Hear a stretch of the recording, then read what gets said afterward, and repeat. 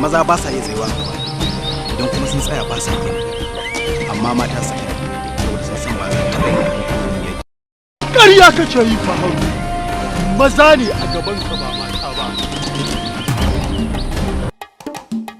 Labarin jarumtarka mata ke bai wa yara a fagen kada ka ɗauka jarumi ne.